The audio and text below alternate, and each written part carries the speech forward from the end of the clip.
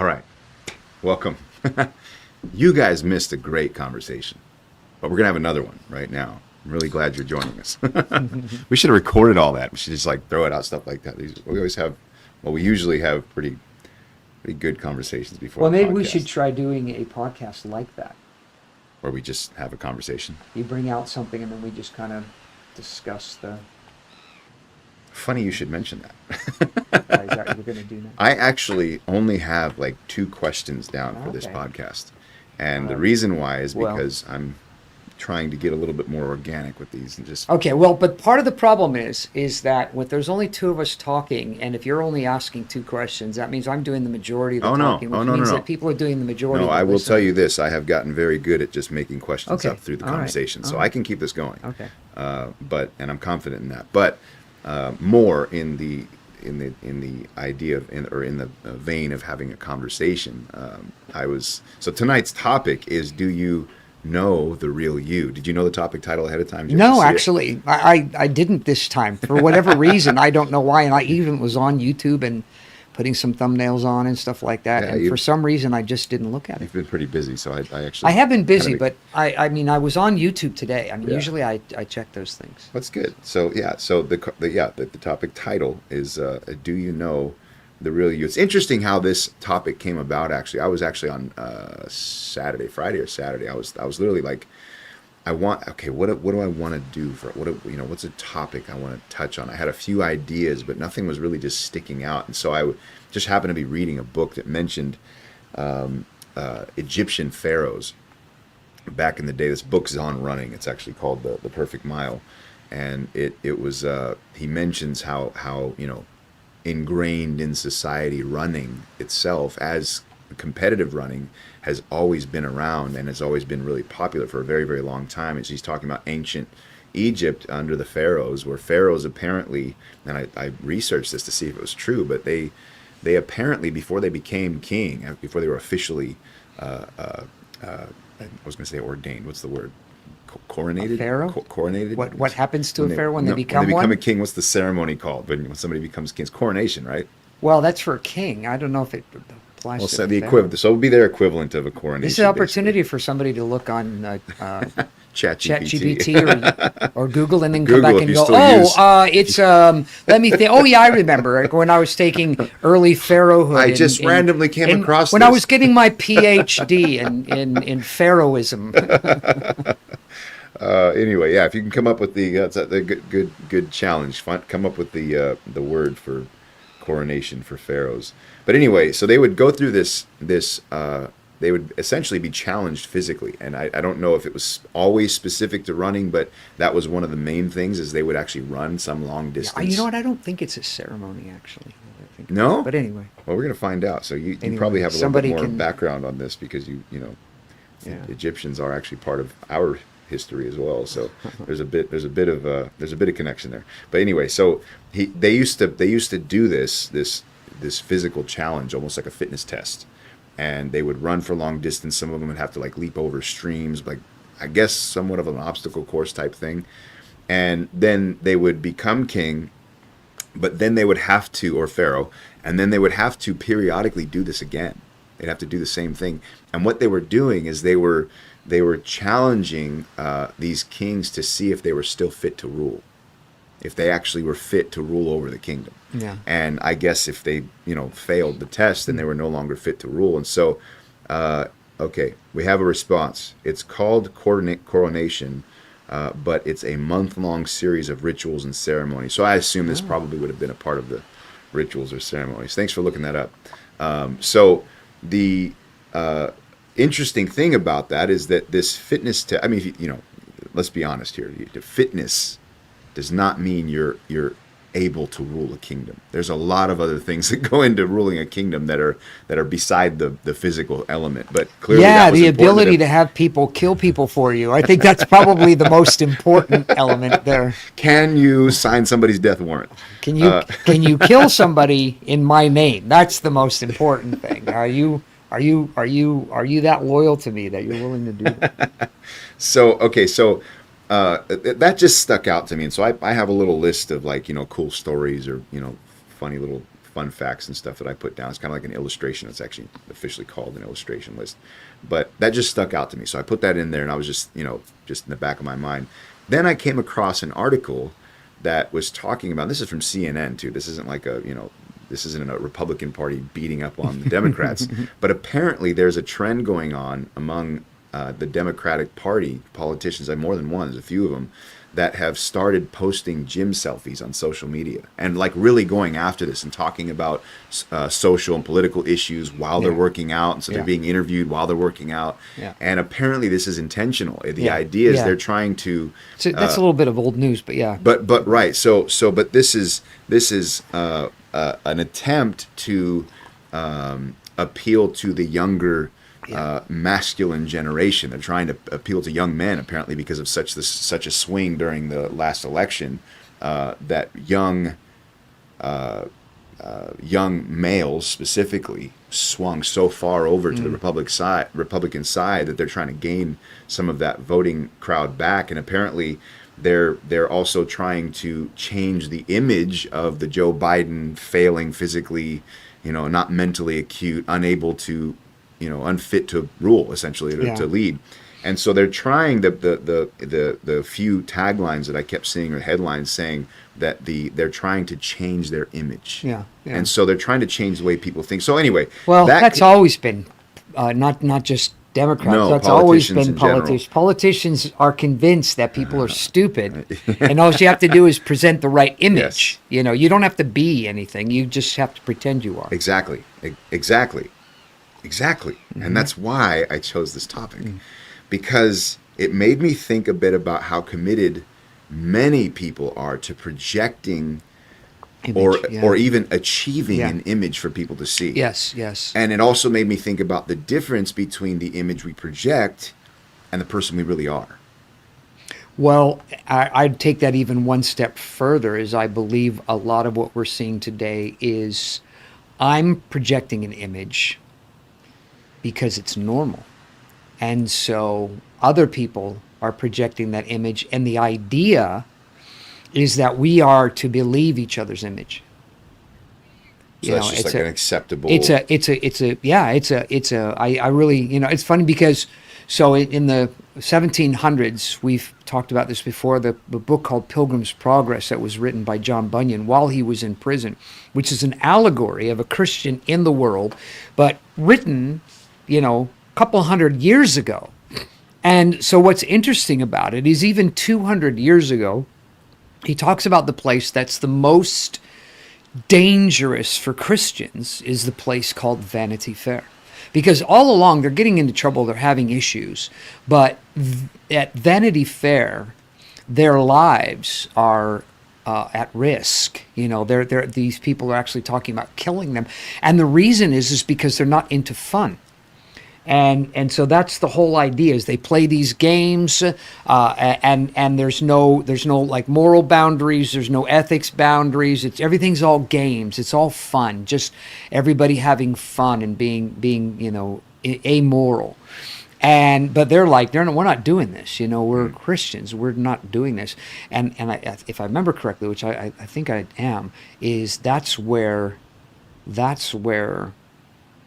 one of them dies, but I can't remember his name.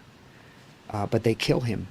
I think his name might have been Martyr or something like that, some kind of a name like that. But he gets killed there, and the reason is because there's another ChatGPT search for anybody who wants to. Shallow, is in, and so you don't have to do the hard work of becoming somebody, and having integrity and those kinds of things. Vanity Fair is the place where you don't need any of that stuff. You don't need to worry about that. Faithful. It was faithful. I was going to say faithful, but I thought, that was kind of a conflict in my thinking, because faithful dies at Vanity Fair, and there's a truth to that. But the idea was no faithful, but he was a martyr though. Yeah, I mean, so that was he proclaimed yeah. the gospel and Yeah, got yeah, executed yeah. for He it. was a martyr. Yeah, and so I was going to say faithful. Yeah, I was going to say that, but I thought, oh, I don't want to be throwing out false doctrine here because I was pretty confident it was, but it's like I wasn't all the way there. But Well, anyway, and so the idea though is you can be whoever you want to be, and so this is coming from a mind of an individual 200 years ago. yeah.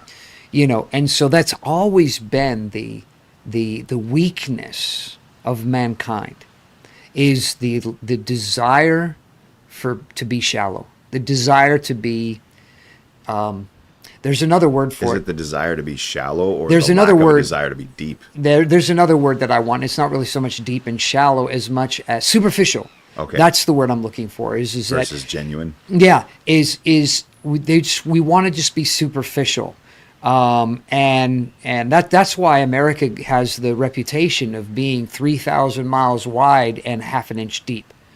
It's actually a saying, and I gotta be honest, I've never heard that. no, yeah, I feel very shallow right now. yeah, and so because America is probably the epitome of shallow, although everybody's catching up around us. Because it's funny because you see all these other governments that are not capitalist, but they're all capitalists when it comes right down to it. Because it's all about money. Every one of them is doing what they're doing and the way they're doing it is in order to have money. And so it's different approaches to having money. But the capitalist is the evil one, because he gets the money, and the others are not as evil because they aren't getting the money. They're trying to, but they aren't. But they're trying to get it by nobody seeing them. But that's another story altogether. But the whole idea of being shallow and superficial is very, very popular because you don't have to be anything. That's why is work from home so popular? I mean, if you think about during COVID, I mean, it became a thing of where we're not going back to work. We, the American working class, said we're not going back to work. Not just, and it wasn't just certain people that thought this was a great idea. Anybody who had the opportunity to. Why? Because it is so much easier.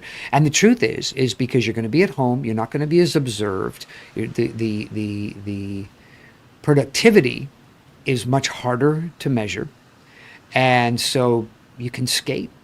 You can skate. Some people have been calling it work from home, not work. Is that I'll be home, and I will be working from home, but not really working. I'll be sort of working. It's like the whole reason why companies were banning social media on their work computers years ago, and that's kind of reversed now, or maybe it just doesn't need to be anymore because you've got your phone. But yeah, I was working at a company and no chat programs. You could have no chat programs whatsoever, no Wow. communication programs, because they saw people's productivity went down. And because they're talking to people all day long, but nobody knows that, when you're talking to your fellow employee, other people eventually will say, hey, you guys have been talking for a long time, Yeah. but when you're on a chat program, they don't know how long you've been on there. Yeah. You may have been chatting for hours, and just working in between, and that would just be totally unacceptable, if it wasn't if it was visible, if somebody could see that. I mean, but so what's the problem with that? If you're You're not productive. Right, but okay, so Yeah, you're not productive. Let's say you're If you want to take that to the devil's advocate point of view, is what's wrong with being shallow? We could talk about that, or what's wrong with being superficial. We could talk about that. What's wrong? Because with, that's a legitimate question. right, but no. So I'm playing the devil's advocate in a very cheap way, but what's wrong? As long as the parameters are set for you to get your work done, it's like I'm getting this. Well, no, amount of work done. see, that's what I'm saying is that you're not because the parameters are not that. They're not that solid. Yeah, there's two sides to this argument, and really, it's like there's no fix, because staying home keeps you from having to deal with the fact of being worked like a slave at work. So it's like there's no there's no happy medium. So I was actually thinking that, because when I was there's no working for a happy startup, medium. they would pile so much on you, you couldn't have time. As a matter of fact, my wife hated the fact that I was never available to talk on the phone. She hated it. Yeah. But I had so much on my plate, it was just impossible to balance that. But that's supposed to be what work is. I mean, they're paying you to get as much out of you as they absolutely possibly can, and you know that going in. Yes. And they're going to squeeze more and more and more and more out of you. And so you kind of look for jobs that you enjoy, so that they're not squeezing. You're overproductive, as it were. More than other people. And it's like, we don't want to lose this guy because he does twice as much work as everybody else. And at the same time, we can't pile any more work on him because he's already doing twice as much work. And so it's a happy place to be for the employee, but it's very rare, to find something like that. But my point in all this is the idea of being superficial is, I think that's worthy to go back to, is the idea, why not be superficial? The reason is because being superficial is like a drug. You can never get enough of it. And so that's the problem, is it has an addictive property to it, and it begins to infiltrate every area of your life. So you are either productive or you are non-productive. There's no such thing, because productive is a progressive thing. So if you're stagnant, you're not productive. You might think, I get up every day, I go to the job, I do the same thing, maybe, using something like making I remember years ago, a friend of mine saying this, and it's like, and I thought he was serious at first, but then I realized what he was trying to communicate is, he said, I like this job better than my other job. And he said, what did you do? And he said, I made coat hangers. And I was like, but that's not what he meant. He meant he was working at a job where there's nothing rewarding about the job. It's just another widget. You make 100 of them a day, and if you make 200 of them a day, then they expect you to make 200 the next day. There's just nothing fun about it. But so that idea of, being productive and actually your life progressing in its productivity, now, I think that has a lot to do with how long you live. I finally got back around to reading books again, and I was reading a book, or listening to a book, and one of the statements that was made in the book, it was a guy who was like a CEO, but he was a real high-powered CEO, and he had gotten cancer. But this was early on, this was like not, when beating cancer was not common. And somebody had told him that the reason why people die from cancer is their fear of losing their life to cancer, and they become afraid of cancer. And he said, so I'm not going to be afraid. And so what he did is, rather than trying to enjoy the last few moments of his life and trying to, compromise with the death on his door, he started working harder. He started pushing himself more to be more productive, and he actually beat cancer. And he didn't die from cancer. He got over it. He actually recovered. He had overcome the cancer and had recovered. And but this was, like I said, this was during a time, this was like early 1900s or something like that. It was the kind of thing where people just usually, if you got cancer, you're dead. You're just going to die. It's just a matter of time. And so he wasn't, bravado, I'm going to beat cancer. I'm not going to be like other people. He just decided, I'm not going to give into this. And he beat it, and it was his productivity that beat it. That says a lot about productivity, I think. Is when you're the kind of person that, not piddly productive. I'm not talking about becoming expert at Trivial Pursuit. I'm talking about a genuine productivity, becoming famous for Sudoku or something like that. I'm not talking about those kinds of things. Yeah. So like what, is productivity the thing that makes you a deep person, though? So we were just talking about before the podcast of people who have achieved major productivity things. Yes. But in other areas of their life. No, that's not the same thing. You're not comparing apples with apples. The idea there is productivity doesn't make you, it doesn't make you moral. You can't, productivity will not make you moral, but productivity can keep you from becoming define useless Okay, and superficial. superficial. I was going to say shallow. Yeah, because I that's was where trying to reel we're back. at. Yeah, Is yeah, that's yeah. what we're talking about? Is Yeah, the yeah, idea of being okay. superficial, and so that's my argument against being superficial. Is Right. because you think, oh yeah, why not just live for pleasure? Why not just give your whole life to just enjoying life? Well, it's not. Like I said, it just becomes a drug, and then everything that you do, you don't never want to stop. You never want to stop doing it because you're finally getting some kind of pleasure, and so everything is about dopamine hits, rather than some sort of long-term self-respect, self-esteem, those kinds of things. Like there are people who that the idea of they don't have self-esteem. Their life is almost over and they don't have any self-esteem, and they've just kind of given themselves over. It's like it's the proverbial retirement. Most people, when they say I retired, they haven't actually. They retired from that business, that company, that line of work, but they're doing something else and they're still very, very productive. But it's not, there is a kind, your classic, pension receiving retirement where you literally cash out, you have enough money, and you think, I'm not going to do anything productive. I'm going to do all the things that I think are fun, and so you're just looking to fill your time with pleasurable things. And I don't mean pleasurable like, sinful, just Things. non-productive, Yeah. non-useful, not of any value in anything. You're just filling up your time to fill up time, waiting to die. So even as a Christian, this happens. Hoping to go to heaven, because of it.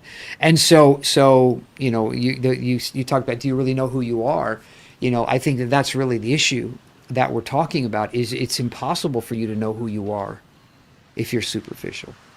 Okay, so the reason that I asked the question that way in the topic title is because I was just thinking about the idea. 'Cause I mean, a lot of politicians are very productive in their field.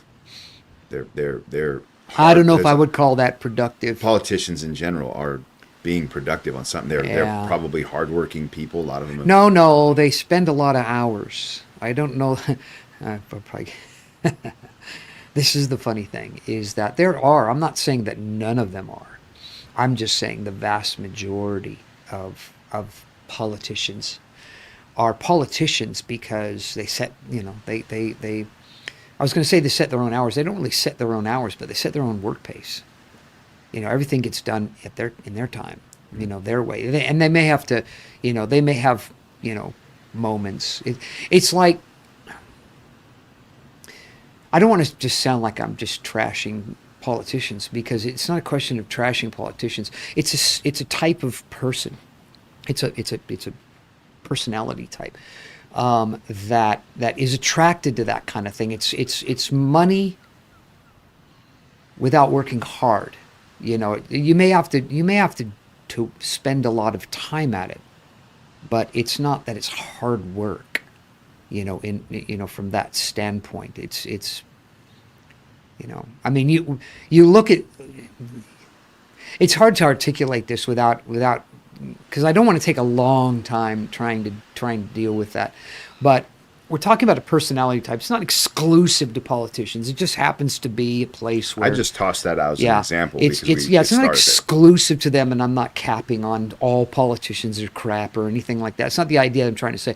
What I'm trying to say is that it's a place that you may start out with the idea of really genuinely wanting to serve the public, but you're going to get to a point to where you realize how unrewarding that is, because it's not, you can't serve the public in the way that they want you to. It's not even a possibility, because and there's so many different well, desires. yeah, I mean, there's a similar truth that I discovered as a pastor, is that even something as stupid as you have even I learned this as simply being on staff at a church, is that not everybody can be ever made happy with the temperature of the church. Never. Never. It doesn't matter what temperature is, there's always somebody who says it's too cold. or it's too hot, and you need to turn it up or turn it down. And they both go to the same church, and there's lots of people like that. There's a group of people. The sound is too loud. One church sound technician said that he actually made a box with a dial on it. It wasn't connected to anything, and he put it up on the soundboard. And when people would come over and say, "Listen, it's too loud," or "It's not loud enough," he'd look around and he'd go, "Okay, don't tell anybody, but that knob right there, just turn that knob until you like where it's at," and they'll go, "Yeah, right there." You go, "Okay, we'll keep it there from now on." The sad thing is, I know the person you're talking about. It does not surprise me. No, it wasn't. No Not way. Tucson Church. Not No Tucson way. Church. No. This was something I heard from a sound technician on a training. It was a YouTube training video for gosh. Behringer. I feel like I heard Yeah. him tell the same story. Maybe you And told so, me the story yeah, I on this did. trip and I connecting did. with I his did. personality. I've said it before. And so, but see, the thing is, It does sound like something you would do, doesn't the it? thing is that now, when you do something like that, I can appreciate somebody doing something like that. But when you do something like that, you've had to sell a bit of yourself. Yeah. And when your job is working for the public, that's, you have to sell yourself all the time. You have to learn how to be things, you can't just be, nothing crashed, did it? Okay, because those are acting all funny. But anyway, It did. It was winding a minute ago, but everything stayed clean Okay. on here, so okay. got no complaints. Oh, it's cleaned up. Okay, so anyway, but so I'm trying to redeem myself here in the minds of politicians. Is I get it. It's not an easy thing to do, but when you're going to do it for life, you're having to make a lot of decisions that are unhappy decisions for your integrity's sake. Whereas as a pastor, usually those people end up leaving the church sooner or later. It's more of an atmosphere that you have to deal with than actually particular individuals, because those individuals usually leave, the troublesome ones. Whereas the people that, as a politician, they never leave. They're always, because they don't have a choice. There's nowhere else to go. There's no other government. But anyway, that's neither here nor there. The whole point that I'm trying to make is the idea of losing yourself, losing who you really are, is a it's not worth doing that.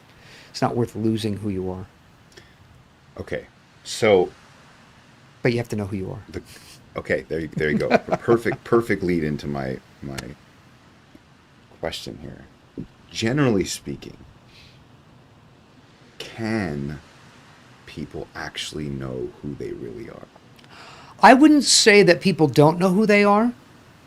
I would say that people pretend who they are, and they know they're pretending, but it's. Do you think that that's like a conscious? I don't think Maybe they not like a actually, regular- like somebody who's like. There are people that are naturally a certain type of way, but then there are other people that are not, and you can tell that they're not, and I can't believe that they think that they're pulling that off. Give me an example of that. There are people that you talk to them and they're just like being around them, and they're what's the word? What's the word that I'm trying to think of?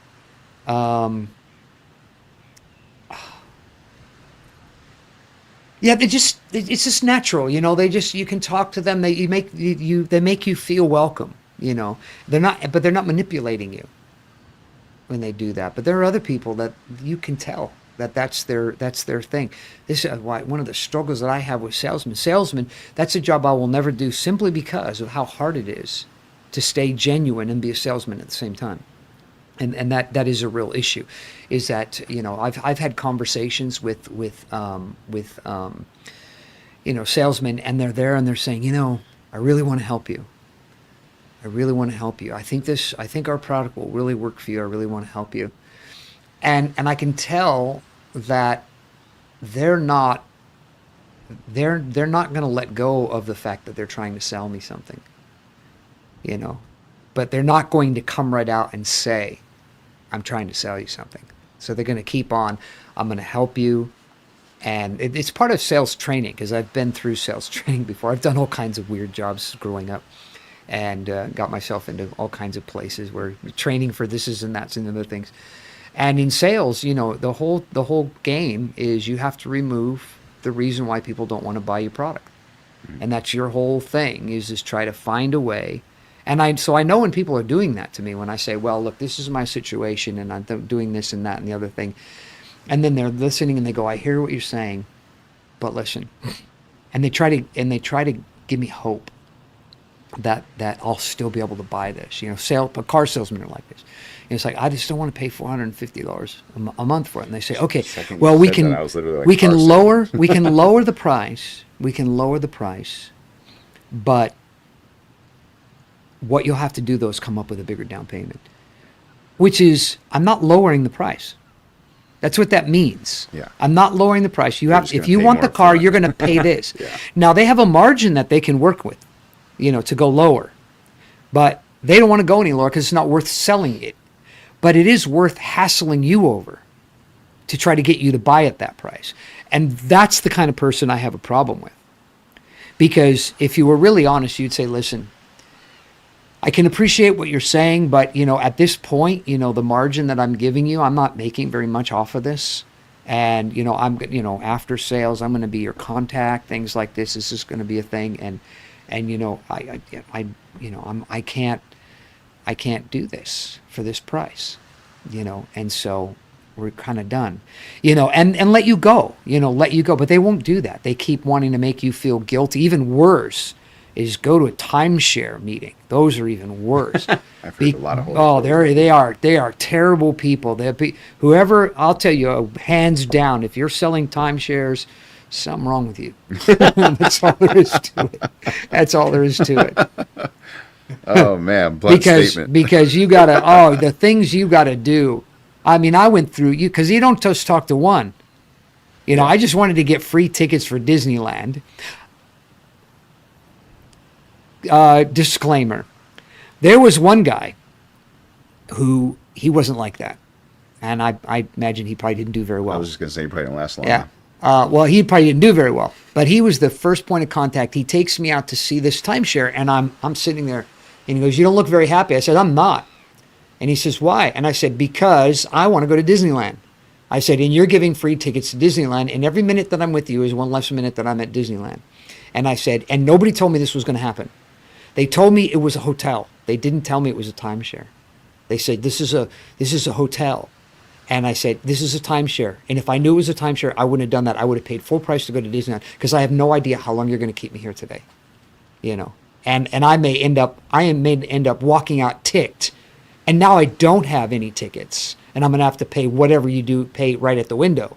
So I'm screwed all the way around, and it's your company's fault. And he says, yeah, he said, the hotel, I said, I thought you were a part of the hotel. I said, I've come to find out through, you know, asking some questions along the way, that kiosk that's in the hotel is not even part of the hotel, but they act like they are. You know, and so he says, listen, he said, I'm going to tell you what to do. He said, and I can get you out of here. I'm going to try to get you out of here as fast as possible. He says, I've got to take you to the place. He says, we'll go in. He said, we'll just walk right through and come right back out. We won't spend any time there. We'll come right back out. I'm going to bring you into this room, and you're going to have to, everybody who talks to you, you're going to have to just say, no, thank you. I'm not interested. No, thank you. He says, and if you will do that, he said, and you do that, and you make it very clear that you're going to do it, they'll cut you loose. And then you'll be able to go out. You're going to get your tickets. I guarantee you're going to get your tickets. So, but they're going to try to sell you a timeshare.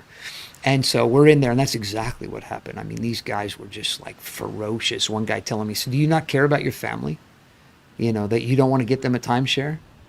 You know, this is a place for vacation, you know. And I looked at him and I said, no, I don't care about my family. I want to go. I want my tickets. And then he looks at the guy who told who told me about it. He says, what'd you bring him up here for? He's not even interested. You told me he was interested. I thought, he's lying now, because I know this guy did not say that. And so he just kept quiet. He didn't say anything.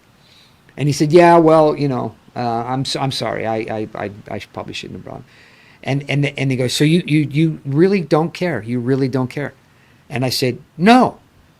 And he totally changed his attitude. He shakes mine. He goes, thank you for coming. I really appreciate it. And you're going to talk to one more person, and then you can get your tickets. And then he walks away to go shark somebody else. Dang. You know, and then I had to talk to the Russian mafia guy. So, timeshare. You clearly told the other two you're not interested in timeshares. So, you know, this is what we do for a living. But if I can't convince you to have a timeshare, enjoy Disneyland. Go get your tickets. And I was like, "This such crap, Wow. such crap." I wonder if they did that offer again afterwards. Oh, it was horrible. It They were was probably like, absolutely- you know, the it Disneyland was ticket's horrible. not going to work. But anyway, so coming back, knowing yourself, I don't think any of those people didn't know they were being scam dogs. I think they all knew. I don't think that they were there thinking, no, timeshares really are great. You know, timeshares are really important. They're looking at this going, hey, this is a way to turn a buck. You know, I'll get a commission off of this because these people are stuck for life. There are actually companies that are now made that their whole purpose in life is to get you out of a timeshare. It's a company designed to get people out of a timeshare. You know, because you're signing contracts and stuff like that, and it's the kind of stuff that, you know, you don't have any legal representative or nothing, man. I mean, it's a real. It shouldn't be. You know, they're.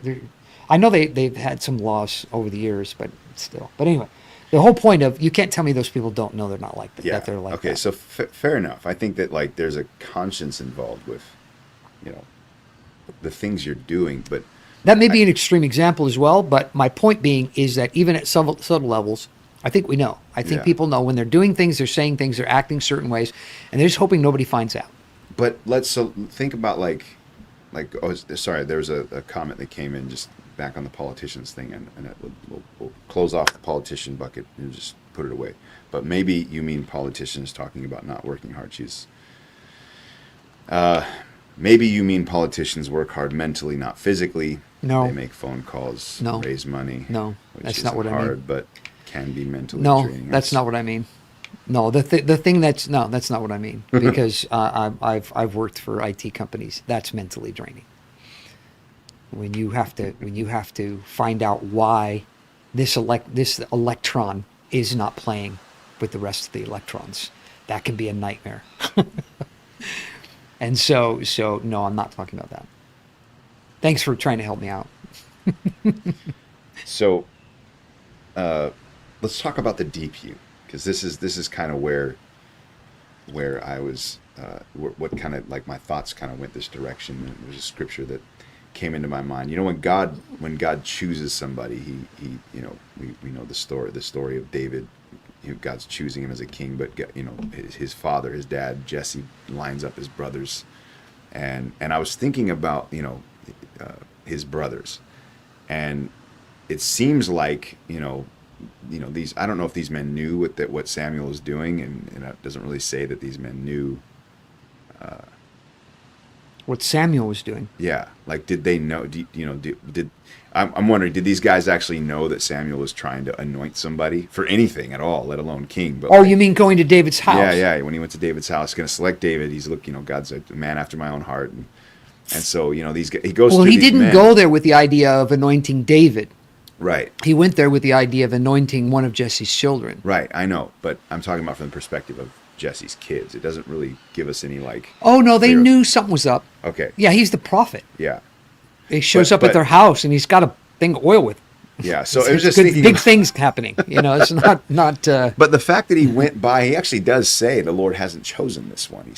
Right. Samuel said Yes. the Lord has not chosen him. Yes. So I wonder. Yeah, if so they don't know. I wonder if these guys. I wonder if in their minds they were like, "Why not? Why hasn't the Lord chosen me?" Like there's a, you know. I wonder if there was like a Wow. something in that was. I know it's all just, you know, but the reason why I brought that up is because of what the Bible says about God looking at the heart. In the book of Jeremiah says the heart is deceitful above all things and desperately wicked. Who can know it?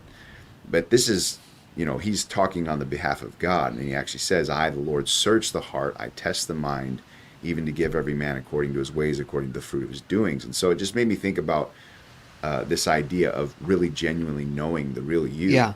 If God's looking at somebody's heart and they could think, "Oh, I'm perfectly qualified to do something, amazing." I don't think that's the case. Okay, yeah, I so- don't think that's the case. being I think just- it's the Cinderella story. What do you mean? Well, here comes the glass slipper, and it's this big, and your foot's this big. I can make it fit. You know it's not you. But you're gonna try It's anyway. sad to say, I remember that cartoon You're gonna is playing through my head. You're gonna right try. now. You're gonna try. You're gonna try, and that's what we do. Is we're always trying to shove our big size 10 shoe foot into a size 5 glass slipper. And we just hope nobody notices that half of our foot sticking out. No, I can do this. I can do that. So, is it just like in human nature to just try and fake it and just Well, be where do you think the be phrase "fake it person? till you make it" comes from? I was going to say fake it till you Yeah. make it. I didn't want to be so cliche, but Yeah, but I mean, you don't have cliches without a cliche. So,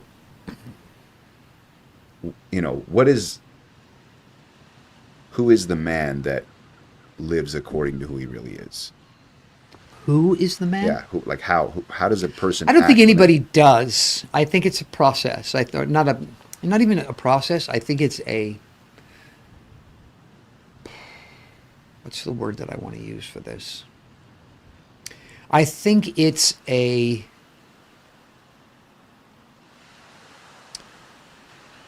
It is a process.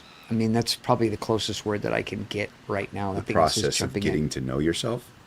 It's becoming genuine. Okay. Of becoming genuine is something you because you have to work at it.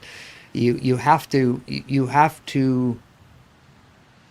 listen to the signals that leak out of your subconscious because they're We're there. getting so deep right now. I They're love this. there. Huh?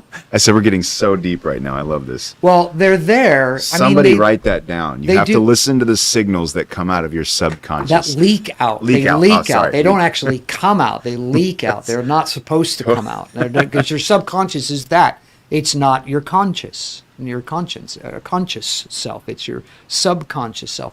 But your subconscious self gives signals, like Jesus talked about some of these. Out of the abundance of the heart, the mouth speaks. You don't know what's in your heart until you hear what's coming out of your mouth. But when you're not listening to that, when stuff's coming out of your mouth, it's funny. There's subtle things that people say. I just finished listening to this book. It's a very interesting book. It's called Learn Like a Polymath, and it's the idea of people who are great at several things. The kind of people who are, they're really all over the place. It's not, they don't just do one thing really well. They do several things really well. Like they can be very, good at math and then also very good at a musical instrument or whatever.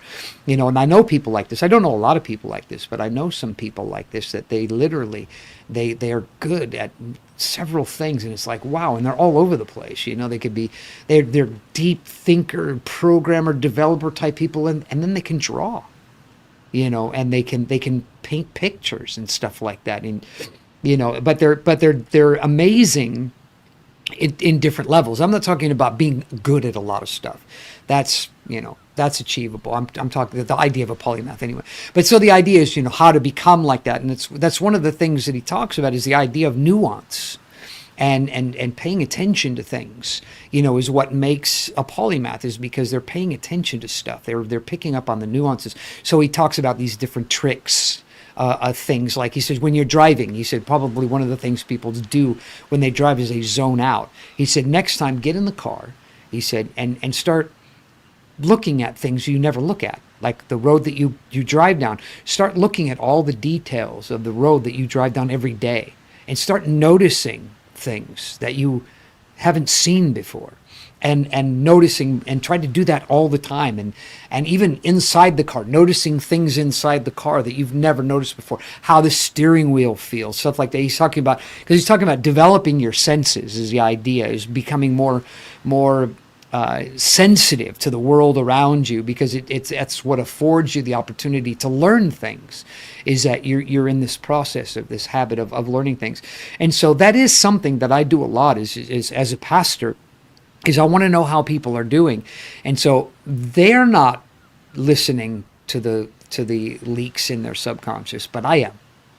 I'm watching. And just the subtle things that people say, there's patterns to what they say. And it's hard to find it in yourself because you're not so much listening to yourself long enough. You could, if you listen to yourself recorded, you probably could do it. But trying to listen to yourself while you're talking is too much mental work to actually be able to do this, because when you're listening to somebody, your whole attention is on them speaking and not what you're anything. You're just simply listening. And so you can hear patterns emerge from people's conversation. And so you can hear, especially as Christians, you can hear when people are like, I think, wow, I wonder what they do at home, because they're, they have a dirty mind.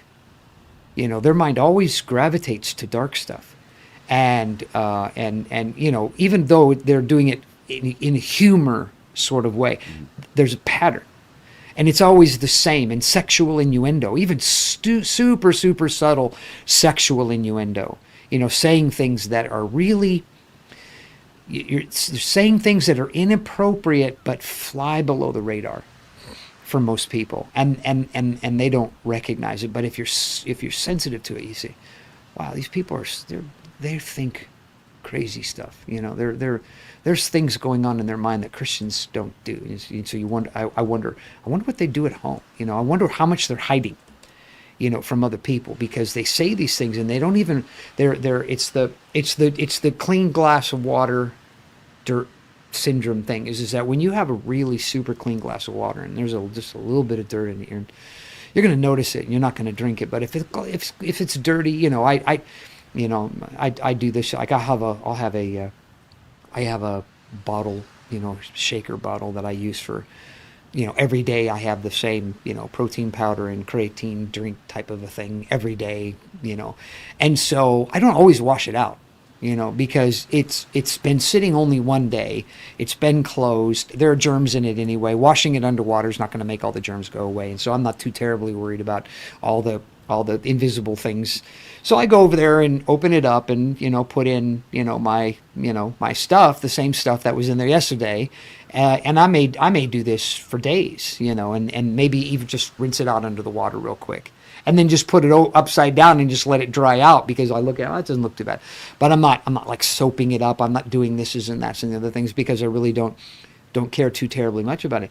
But if I had a bowl of ice cream and there's chocolate all over the ice cream bowl and stuff like that, I'm not going to take that bowl over and say, oh, forget this, and just put some, maybe I'm going to get some meatballs and spaghetti. I'm not going to just throw that on top of it and just put it in the microwave. It doesn't really matter. It's relatively the same kinds of things when it comes right down to it, but one is acceptable and one isn't acceptable because that little bit was already there. It doesn't fit with anything else. It can't be there with other things, but it can be there with itself, and it's okay.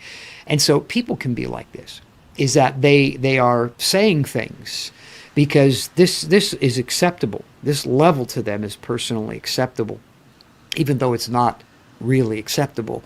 And other people tend to overlook, because they only hear you say it once or twice or whatever. But like I said, especially as a pastor, trying to get a gauge on how well people are doing, is, I'll see these patterns emerge in people's thinking, and I can tell where people are, by the repetition of patterns of things that they say, even though they're very subtle. And so that's what I mean, is the idea of paying attention to what's leaking out of your subconscious. Is that should be telling you, if you're saying things and you think, oh, I can't believe I said that, or if you're looking at things and you're thinking, man, I know I shouldn't be looking at this, then you've got a problem. You've got a problem that needs to be addressed. Mm-hmm. It's not something that you can just go, oh, I'm not going to do that anymore. No, there's a problem. There's something deeper that's going on, because you're looking at things you shouldn't be looking at. You're saying things that you shouldn't be saying. And the danger is you just raise the level, of acceptability. You just keep raising the level of acceptability. And so it's not that we don't know that these things are a problem. It's that we ignore that they're a problem, and we just keep raising a level of acceptability, because It's a mental laziness is what it is, or human laziness that's at work, and that's why that whole idea of not knowing yourself. It's not that you don't know yourself. You know yourself, but you give yourself a pass. And that's really what it comes down to, is we just give ourselves a pass. And certain things are acceptable that to other people, they're absolutely unacceptable. Okay, I think we may have had a bit of an issue here. My Wi-Fi stopped working on the computer, but the stream was still going. I was checking with my wife, but the question she asked just came in. So Okay. I don't know if there was a pause. If you guys are still watching, maybe you can just throw a thumbs up on, or I don't know. Hopefully it wasn't interrupted. Maybe we just got an interruption coming in. But the question is, if you don't like aspects about yourself, how do you change them if these aspects are ingrained in your subconscious? Cool. Thank you for the thumbs up. Say it again. Okay, if you don't like aspects about yourself, how do you change them if these aspects are ingrained in your subconscious? Well, they are. Yeah, I don't think it's necessary to use the word ingrained. Because if you don't know what's in the closet, that doesn't necessarily mean it's ingrained in the closet, because you don't know it's there. And so that's, I help, is that it's not something that needs to be considered as being ingrained, as much as it's there, and you look for the evidence of it. And it may be more than you think, and you won't know until you start trying to work on it, and then you start to realize, okay, this is going to take a little bit more work to uproot, in my life. But it's still something that can be uprooted and something that can be dealt with. And I think the important thing is it's not about what you don't like about yourself. You need an external standard. Because you may not like it about yourself, but you may think it's okay with God. And that's usually where the problem lies, is that we've given ourselves a pass, because we say God's okay with it, so I'll change it when I change it, because I know it doesn't actually mean anything, to God. And that's not a good way to be, because God doesn't, he doesn't, his relationship with us isn't like that. He doesn't come and it's funny to me, because I know people that they've been saved for a long period of time, and they still don't believe this. They just don't believe it, even though there is example after example after example in the Bible, is that God will let you believe what you shouldn't be believing. He'll let you do things that you shouldn't be doing. He'll let all of that stuff happen. He will, and you have to understand that you are responsible. Go back to one of my, I think it was like the second or third in the lesson series that I did on thinking biblically, is you have to understand God holds you accountable. You are responsible for how you behave. It's not God's responsibility to tell you that you're misbehaving. You're not a child. God has to keep telling you to clean your room. You're an adult that has to take responsibility. And so I would say that what makes change difficult is when you find excuses not to change. And so one of those excuses that makes it more difficult than any other is when you think God's okay with it. So generally speaking, you're saying that the human mind is aware of the things that are right and wrong. Yeah. And so we're responsible for that knowledge. Yeah. We know they're right and wrong. We just don't know the consequences. We don't know the big word ramifications for those things. Another question that's come in is, what about something that you wish you were?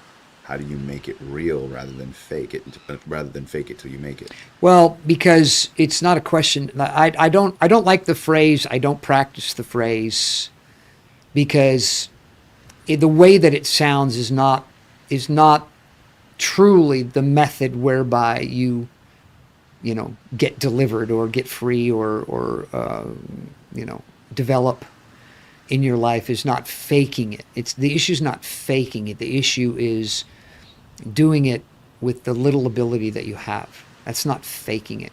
So like somebody who's learning a musical instrument, they're not faking it. That's all they know how to do. They're not pretending to be a virtuoso. They're playing. They know one or two chords. They know some of the rudimentary ideas of how the instrument works. But the more you learn about the instrument, the more you learn about what you're doing, the more you learn about the mechanics of what you're trying to do, the more attention that you pay to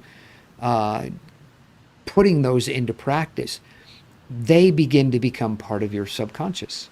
You start doing them subconsciously, which is the beautiful thing about the subconscious. Is anything you're doing habitually, it can make its way into your subconscious, and that can be a good thing or a bad thing.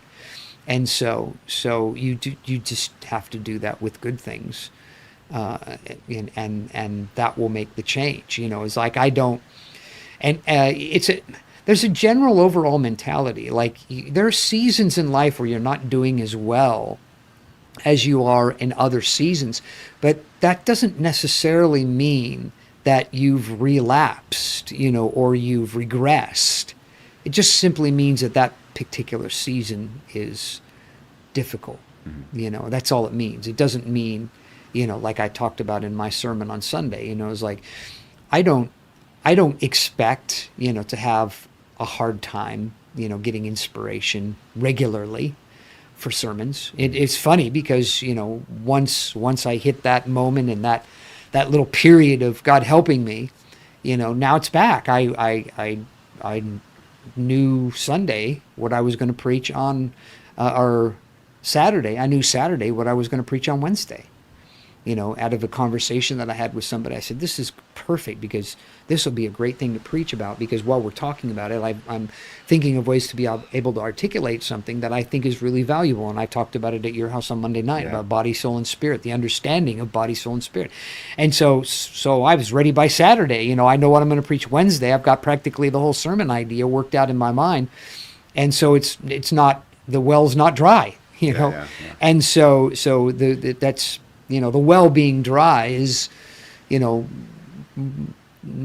not so much that the well is dry as much as other things make it hard to get to the well. And once those things are dealt with, then you're back. It's like working out. For me, working out. Somebody, I think my daughter asked me, so how have you been doing on the P90X? And she says, or I mean the P45X. I said, I'm down to P20X right now. I said I'm just doing very, very little. Yeah. But it's there, and it's being able to get the momentum going again. And that is often the case. Is just momentum. It's like anything. I learned how to play keyboard. And I could play keyboard, and then I stopped, because I gave that over to teaching other people. I started teaching other people, and then I didn't have to play for song service. I had no need to play keyboard. As much as I like playing keyboard, its priority slipped down, and so now I don't play as much. But the truth is that I know, having had moments where people so I can play the keyboard a little bit, and they want to learn something or whatever, so I got to show them. So I've got to dig out the few things that I remember, and within 15 or 20 minutes, I can see an improvement, already from where I was from zero, even though it was 10 or 15 years ago, to 15 minutes, to that. If I played for an hour or so, I'd probably be pretty close to where I was before. And then if I started, wanting to play again, I would be playing, because it's not, those kinds of things never leave you. Once you've gotten something going in your life, it never truly leaves you.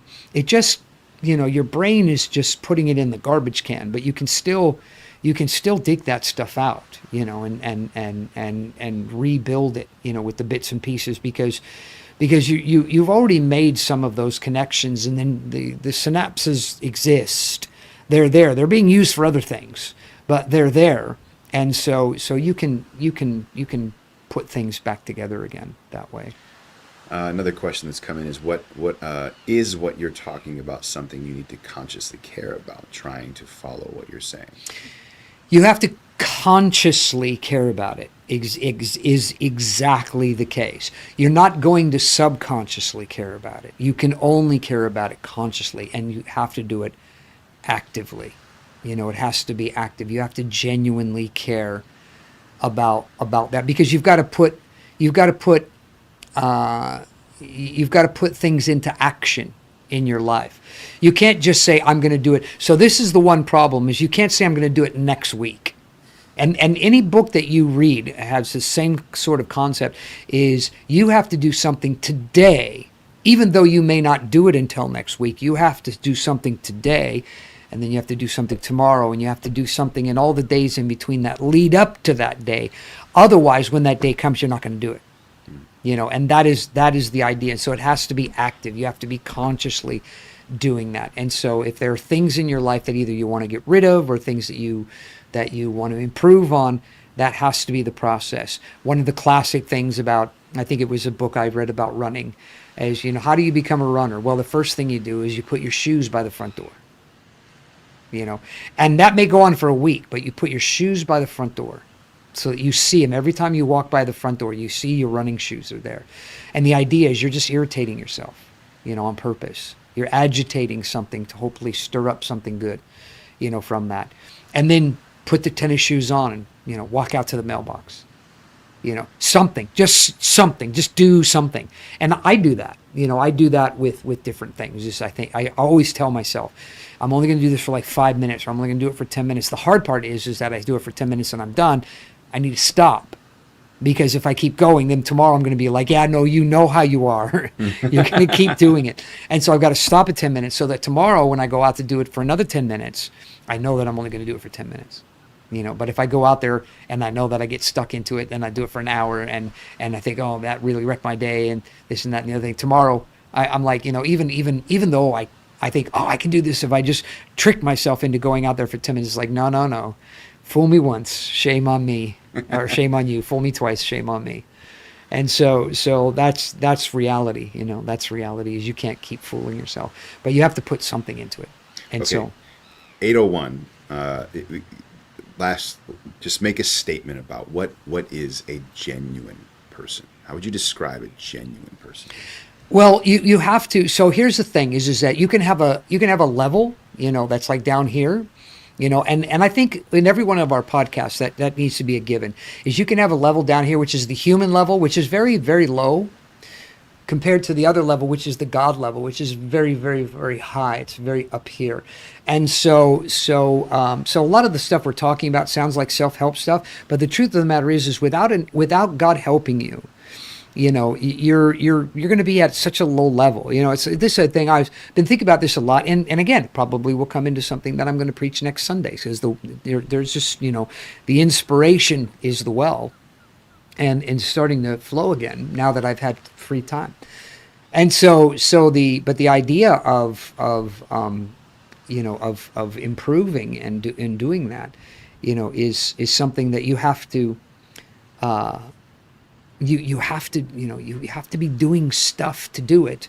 But being a Christian, you start with a reservoir of wisdom and understanding that you can ask God. I think I was thinking about this from the standpoint of, why don't people become Christians? What is it genuinely that keeps people from becoming Christians? And the truth of the matter is, I think the vast majority of the people that don't become Christians, it's just simply because they're afraid they're going to lose the little bit that they have when it comes right down to it. And whatever that bit is, whether that's freedom or money or quality, a lifestyle, it just doesn't matter what the thing is. They're afraid that little that they have, but they don't know it is little, because in the mind of the non-believer, it's big. Because there's nothing bigger than it, but that's because you don't know God, and that's why you can't see this bigger. And this is the difficulty of trying to speak to non-Christians about Christianity, is they see Christianity as another one of those kinds of it's a big thing for other people, but it's not a big thing for them. They don't see it for what it really is that it is truly the big thing. It's bigger than everything else. And it doesn't matter what your thing is. It's bigger than that. And so the idea of becoming a genuine, authentic person, you can do that under your own power by implementing the things we've been talking about. But if you don't have that that X factor of Jesus in your life, then it's going to be limited success. You're going to look at it and you're going to say, okay, well, okay, I'm not the greatest thing that I should be, but I'm certainly on the right road, and I may never get there. But see, that's the thing, and I can tell when somebody's a Christian and when they're not, because you get that revelation where you realize, you know what, I am much more right now, right this second, I'm much more capable of being than I was before. I have much greater capacity to be able to become something, and so achieving those things and having big lofty ideas of the kind of person that you want to be. These are things Paul says, I can do all things through Christ who strengthens me. And so there's a reality there that there are things that you can do within yourself, and they'll get you to a certain point. But if you want to get here, you need God. You've got to have God helping you. And so the techniques don't change. What changes is the help along the way. Very cool. Well, that's it for tonight. We're at 8:05. I apologize. I did not, again, open forum at the end. I apologize. So, yes, next time I will announce it again. We can have off-topic questions if folks have them. But we appreciate you watching tonight and joining in. We appreciate the questions and comments and the research. That ChatGPT quick finger, we appreciate that. We invite you, if you're joining for the first time, or maybe you're in the area, you've never come and been a part of the service, invite you to come. Tomorrow night we have a midweek service at 7 o'clock. Otherwise, we will be here again next week. New topic and new conversation. We hope you can join us.